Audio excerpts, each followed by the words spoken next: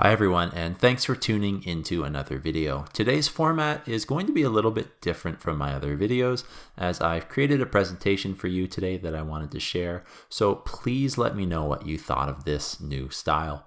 Setting goals is something easier said than done, and in this video I'll teach you how to make SMART goals that keep you driven, focused, and on the track to greatness. Hi, my name is Matt from Greatness Everyday, and in this video, I'll show you how I set goals with the SMART goals method. In the introduction of this video, I said that setting goals is something easier said than done. And by that, I meant that we constantly are setting goals in our heads, but they often aren't achieved. I did some research and found out that 92% of people that make goals at the beginning of the year don't achieve them, and to me, that's insane. A few years ago, I was introduced to a method of setting goals known as SMART goals. It's an acronym that stands for specific, measurable, attainable, relevant, and time-bound, which I've been able to use personally and also with students to help set their own goals. Let's break each letter down in more detail. The S stands for specific because the goals that you should make should be clear and focused, not vague. You should be able to explain your goals to someone and they should understand it right away. They shouldn't have to ask any further questions to clarify exactly what your goal is. If my general goal is to run a marathon and I'm not specific when making it and I simply say, I want to run a marathon, I'd be willing to suggest that that goal probably isn't going to be met.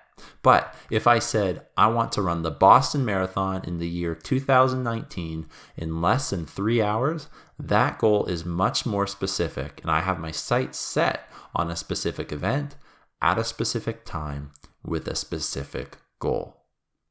The M stands for measurable, and this is needed in order to judge if and when you achieved your goal.